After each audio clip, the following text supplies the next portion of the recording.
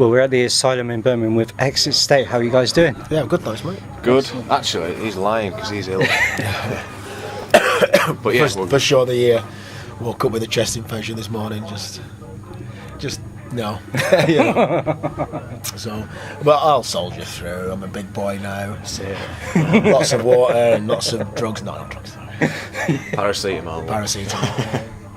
As long as you know where you're on the stage after you've taken them. Yeah, it should be all right. So it'll all be off automatic anyway. So. Well, you guys had a very busy year last year. Really sort of virtually non-stop as well, all through. Kept an eye on your Facebook pages. So was it good to have a break at the end of it? Yeah, definitely. It's been, in honesty, it's been non-stop since 2008 really, and that's just what you have to do in this day and age to even make a small impact out there in the, you know, in whatever community you do, you know, whatever musical community you're in. I think more importantly, last year it was probably not as many shows as we've done in previous years, but the quality of them was a lot higher. You know, obviously we went out on tour with Michael Schenker, and that was was phenomenal. It was literally phenomenal. But it was a busy year. We had a technical break between July and December, but that was because we were writing the third album, which we've just recorded. It's now completely finished. We're just basically, you know, getting ready for all of the promotion that goes around the new record. Is that a June release, or is that sometime this year? It's the full thing's coming out in June. The 24th, is it? That's what we're aiming for. Yeah. We're going to have a single out in the next couple of weeks. That's pegged for March the 11th, and then we'll have a further second single out 22nd of May. Excellent. I think we're having a pre-order run for that on the 22nd of April. So cool. Quite a substantial pre-order. You guys doing a launch evening for that one, or are you just going to launch it out there? To be honest with you, we've not even considered that. We've had that many things on. We've actually forgotten about the launch. I don't know. I think maybe this time round it might just be a case of the launch should be wherever we are at that time, because I know our management, rock sector. You know, they're just going to put us out and out and out. Yeah. You know, you kind of. It wasn't even joking. They just sat there, the meeting at the last planning meeting, just said, "Ray, well, you're gonna have no lives this year." We all sort of laughed and went, well, "What's so funny?" You know. So I was trying to request some sort of break for my 30th this year. Yeah. It's like, right, so my 30th's in May. What's the time frame of gigging? Well, January to December. It's like, right. So that's that written off. So you'll be celebrating your birthday on the road. Yeah, which is probably a bad idea, but things will get messy. We tend to, though, don't we? I had mine, a big one of mine on the road. It's just the way it is. It's only birthdays. That's it. It's just another year, another number in the book. So when it comes to your new material, are the fans going to be hearing and seeing some a bit more different from your previous releases? Very much different. We've definitely refined our sound. I dare say we're a lot heavier on this record. We've still got, retain the Exit State, melodic edge. Yeah. Very, very melodic edge, but it's definitely a harder record. And I have to say that the production this time around is phenomenal. It really is. We've hooked up with an amazing producer, and he's put smiles on all our faces. I can say that for sure. And people will know this in a couple of weeks when we release "Pull the Thread," which is the first single. It marks a marked step up for Exit State, not only in production but also in songwriting. We took time last August, September, when we started writing them.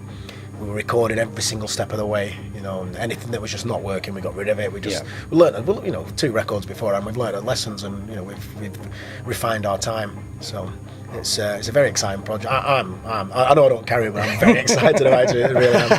I just really can't wait for everyone to hear this, and because we know what it's like, and it's very difficult not to have a massive head and say, it's going to be an amazing thing, but we just know that people are going to really like this record. I think what's going to be really nice about it is that a lot of people have said in the past, love your records, but you sound a bit different live, or heavier live, if anything, and that's been captured this time. Bravely from our part, because we just said, right, we're trusting you, the producer, we're just going to run with it. And there was some weird things that went on in the sessions, but it was like, okay, we're trusting you, we'll run with it. And it was the first time we all listened to it, the record. I know Pete, he picked the first mixers up from the place in Doncaster, and he was driving back, and he kind of went, it's a bit big, so just bear that in mind when you listen to it. And I put it on, it was like, a bit, so it's not what you were used to listening to. Our bar recorded stuff, but it's what the weird thing is, we don't get to hear ourselves live more often than not. You're just in it, when you're there. So we got over that pretty quickly, and you just realise that this is where we need to be. So I think there's sometimes a very fine line between the production quality on an album and the live, and when you manage to hit the mark where you can't tell the difference between actually having like a disc on or something playing on your MP3 player to actually having the guys in front of you, you know that you've smacked, you got it dead right at that point. I think it's very important to know that that's just for us as musicians, that's just sound quality. We wanted to hit, exactly as Pete said, it was a reverse thing for us. We wanted to make sure that our recordings sounded like we do live. But that's not to say that we don't do different things live that won't be on the records. But, we are all fans of old school metal and old school rock, and yes, you put something down on a record that's going to be there for forever. For people to listen, it's got to be right. But when you go out live, there are a few things that won't be on the record that people will hear live. So, but no, we're very happy that we've hit the sound quality. Excellent. This time round. In fact, we had to do a little bit of jiggery pokery on our own stuff to make sure it matched the level of production. So me and Matt spent a little bit of time on our guitars because it was like, Christ, how do we make that sound like that now? So I can't stress enough how excited we are about this record to get it out, and for people just to, in this day and age, it's very difficult for bands, and a lot of bands don't see 2 albums, never mind 3, and some people run out of steam at 3, and we've just basically saying, we're still here, we're going to be here for a long time, and this is what we're doing now. Excellent. Well, another thing which press release has come out a couple of weeks ago is obviously patrons of C.H.A.R.T. Now as well. How did that come about? It was quite an impressive. Obviously, we got the press release, and we read a little bit more into what was actually behind it, which is actually quite a good sort of charity, really. So how did you guys get involved with that one? Do you know what? It was something that was really, really lovely. We played, obviously, like I said, we played with Michael Schenker last year. And Wayne Findlay, who plays guitars and keyboards, and he does quite a lot of everything in Michael Schenker group. He's already a patron of C.H.A.R.T. And when we were at the Ritz in Manchester, Suzanne and Carol and Jackie came down to get a guitar signed by Michael, and as they were coming out and we were just putting our stuff on stage, Wayne, very lovely, just said, you must come down and see these guys because these guys are excellent, and he didn't need to say that, these are a big headlining act, and he didn't need to say that. And as we had a meeting with Suzanne, me and the manager, a couple of weeks ago, and she said, we normally don't go and see the support acts, but because Wayne said that, we did. So they came in and they loved the set, and they pretty soon afterwards asked us if we'd become official supporters, which we did. And then, literally in the last few weeks, we've been in talks with them and saying the second single that we're going to release, Crystalline, all of the proceeds for that we're going to donate to C.H.A.R.T, the charity. And they do amazing work with kids with life-limiting conditions and kids with some serious disabilities. And we just felt it was something important that we did, just as official supporters. And we know that, in many respects, they ask people to be patrons. We've got a little bit about them and all that. So when they asked us to be patrons, it took us back a little bit, but then you realise, well, actually, we have worked hard, and maybe we've just been on the inside too long and not realising how much work we've done and how much, further forward we pushed ourselves. So, it was really, really touching just for them to ask us to be patrons, and we were obviously happy to, accept, and we're going to do a lot more work with them and go and visit the kids at Clare House and perform and things like that. So. Excellent. And we're happy to say we share the stage, as patrons with Marco Mendoza, obviously Thin Lizzy, and there's, Bronthal's also a supporter of it. He also lends his support to it as well, and so some really big boys in there. Excellent. Well, hats off to you guys. That's absolutely brilliant. So, we'll definitely be purchasing the single when it comes out. Make sure the money sort of gets across to the charity as well. I mean, yes, of course, the money would be fantastic for them. What's most important we wanted to do is we're going to try as best to get it out everywhere we can, because we just want to raise awareness for it, because I think it's overlooked a bit, the importance of music in anything in life, and we were very fortunate to see some photographs of Marco Mendoza down there, and the looks on these kids' faces when they're playing songs, and you give them something to shake and have a do, and it is an important part of therapy. That they stand by it. A lot of the trustees, they stand by it. That music and arts is an important part of the therapy for the children. It really does make a difference. So, it's not just about getting the money into. Of course, it is. It's important to pay for things for what they need, but more importantly, raise awareness and let people to know that kind of thing is going on, and it's an important thing. Yeah. Well, we'll certainly do our best to help boost the awareness as well for you guys as well. Thank you. Yeah, after tonight, obviously, what's happening for the rest of 2013? You obviously got your album coming out and the singles. Any other festival dates or stuff which you can talk about, which you haven't been told? No, you can't mention anything at the moment. I think we have got festivals. We just haven't been told. Yeah, it's a bit of an odd one for us. I think it's almost all the difficult stuff's been done. It's just literally going to be gig, video, gig, video. We're just going to be hitting the road and just promoting ourselves, because we've got a product that we're entirely happy with, start to end. This is us. Yeah. It's like, right, let's not mess around now. Let's get out there, promote it properly, and it's like I say, all the difficult stuff's been done. It's just been building up to this point. So now it's just time for us to spend a year out on the road and pushing it all, which is nice. The chart thing sort of coincided with it, because we're going to be out there doing our bit for the band, but it's great to be able to help other people along that way and give everyone a slice of the pie, so to speak. Oh, that's really, really cool. There's one question which we like to ask, is what we call the rock fantasy, basically. So it takes you guys to your own level. If you could choose sort of any venue or any location in the world where you would be headlining, who would you have on the bill alongside you?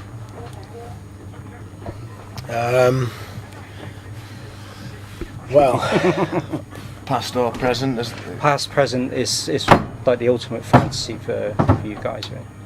we'd all be the weird thing about Exit State is, probably most than like a lot of other bands, is we have widely different interests and influences. Yeah. It'd have to be 4 bands, 1 band for each member. Yeah, So we'd have 4 it. support acts, and mine would be Led Zeppelin. Metallica. Yeah. I'd probably say Metallica as well. Cool. Or Guns N' Roses. You can have Guns N' Roses because he's got Metallica. I think The original one. Phil's eating somewhere, but I think Phil he would be someone. He'd pick somebody like Victor Wooten or what's the other guy? Devin Townsend. Yeah. He's a very big fan of Devin Townsend. So, but it'd have to be Wembley Stadium. It'd have to be. No messing about. Main stage at Donington. Just don't come close to Wembley Stadium. No, Wembley Stadium. So it's got to be, Wembley Stadium, yeah. Donington's there. It's a festival, isn't it? But end of the day, It's a sacred grounds. You get there at Wembley Stadium. It's for you. Yeah. Like you see, saw Foo Fighters. You watch them play there, and Dave Grohl's like, "What? How does this happen?" So, yeah. So when it comes to your musical influences, you mentioned that you've all got different tastes and stuff like that. What was the music you actually grew up listening to? Was it mainly the metal genre, or was it right way across the board? The Beatles when I was a nipper, first of all, and Queen. Yeah. But then after that, going through school, it was just whatever was on the radio, pretty much. And then I got massively into Oasis and indie and all that, and then just listen to anything now, as long as it's got guitars in it. Yeah. I'm happy. Nice, I mean, for me, when I was younger, it was Iron Maiden, a lot of Iron Maiden, and then, but again, as kids, every kid's pushed with whatever's in the charts at the time. Yeah. So it's quite a lot of I won't say what era. It's quite a lot of music going on that people would probably like to scoff at when I was growing up. But I think in my just before my 20s, I found through a friend, Guns N' Roses were the first band that I came across that I loved all sorts of metal and rock, but none of my friends liked it. So it was quite insular, and you kind of listened to it on your own. You didn't have anyone to talk to about it. And then I came across a guy who was into it as much as me, and we went to see Metallica, and that was it. From that point onwards, if there's anybody put any pop on my machine, it got kicked with the machine. Unless you put it on one of your now 20. Now one. But I think as everybody does when you get older, you get a little bit more relaxed, and as it comes now, is a good song is a good song. Yeah. You know, I mean, there are some stuff out there. Things have never changed. Everyone's bitching about Gangnam Style and all this stuff and that, but nothing's ever changed. You know, for Christ's sakes, you know, Vienna was kept from number one by Joe Dolce. Yeah. You know, so it's always been there, ridiculously catchy, stupid music that, you know, so times haven't changed. There's always going to be that. That's why pop is, you know. So, but the one thing is that rock and metal will never ever change, and its supporters will always be as stout as ever. You know, it might not be. You might not be selling billions and billions, you know, at the top of the trio, but it is though, isn't it? At the end of the day, it's just because there's so many subgenres. It is the most widely sold music in the world. So, I know what Pete's going to say. Led Zeppelin. No. Well, growing up, it's similar story to Matt. I taught myself guitar listening to Oasis, but then when I moved to drums, I went back to the original drummers. Basically, all the rock drummers that were taught jazz because there was nothing else. It was all the 60s stuff. Yeah. And they were basically taught jazz but playing rock music, and they were just so technical and so good. And it was listening to that, I thought, wow, that's what I want to do on these pots and pans. However you do it, I'm going to figure that out. And it was that, like Roy says, Led Zeppelin, The Who, Jimi Hendrix, just all the old school rock bands with phenomenal drummers. Yeah. That's what set the drums aside for me, definitely. Superb. Obviously, your new album, is it going to be like a downloaded CD format? Yeah, it'll be available on all formats. Yep. Excellent. Yeah. You've ever sort of like looked at possibly having a vinyl release? Would you like to see yours on vinyl? Weirdly enough, we discussed this at the last planning meeting. Yeah. And then we looked at what's in the pot and we decided against it. It's an amazing thing, and I think at some stage I can genuinely think, I know me and Pete are real supporters of it, that we'd like to do that. We'd really like to do a vinyl release, but it just has to be financially viable, and it's a very expensive medium. If you know, especially when you're out there promoting, where people not necessarily are coming along to walk off with a big 12-inch record under their arm, you know, and some people come down to shows and go out afterwards and that. So I think when we do it, because I think we will do it, but it'll be at the right time to be able to, for people to really enjoy coming down and experiencing it and taking something like that away. I think vinyl's starting to make a comeback, but at the moment it's still in the collector's sort of stage at the moment. People are buying the vinyl because they're not going to... Okay, you still get the vinyl player, you still get the record players and stuff like that, but people are buying them to rather keep them as collector's items. I think at the end of the day, a CD or DVD player, or even now like games machines that do all of that, and you've got your mobile devices. Yeah. I'd be very surprised if vinyl became the dominant force in music again, because it just isn't the way that technology is going. Yeah. You know, nobody wants to bother with it. You know, they don't want to have to get up and move the needle and stuff. They don't. They just want to sit there with an electronic device and do it. And you know, I think it'll go more towards mobile phones and things like that and stuff like that.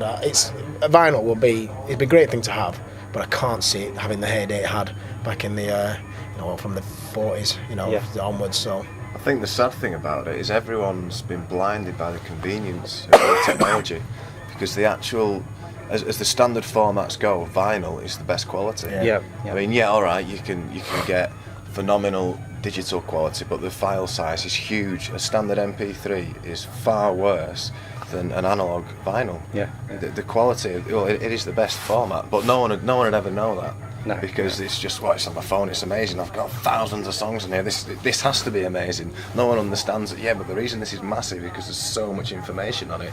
You've got that much information in there and it's missing loads of stuff. That's one of the problems as well with modern technology, is that it's unforgiving. It really is unforgiving. You know, digital and things like that, you're recording, and I know there's a massive debate all over the place about whether people should use auto-tune and they should do this and do that. Well, it gets used everywhere, and even the stoutest metal fans will be surprised who their heroes use as well, you know. Yeah. The fact of the matter is because digital, it's ones and zeros, it's unforgiving. It will, if you make a mistake, a little pitch inflection, it'll tell you you've made that mistake. It'll show it you. Yeah. You know, when you record into tape, you know, and that gets put onto vinyl, all of that stuff is just so warm. It's just missed because it misses those little stupid frequencies, and it just sounds so much better. Everything sounds so much better on vinyl and stuff, and tape. You know, that's why the Foos went back to tape. You know, you've got to play. You've got, Pro Tools. You Pro Tools the shit out of something. It's fine. I got to make that mistake. We'll just copy and paste. You've got to play well, but if in the midst of playing right, if you just make something that's a little bit quirky, it won't, you know, the computer won't go, that's wrong, and make it sound wrong against everything else. It'll just blend in with everything. So like Pete says, it is it's the best quality, and it's just a shame that it won't get its heyday again, you know. So, excellent. Well, guys, thank you so much for taking the time out Thank you and very chatting with us much. today. Really appreciate it. Looking forward to seeing you take to the stage this evening. Also looking forward to obviously hearing your brand new album, and keep up the good work. Thank you very much. Cheers. Cheers, Thank mate. you very Thank you. much.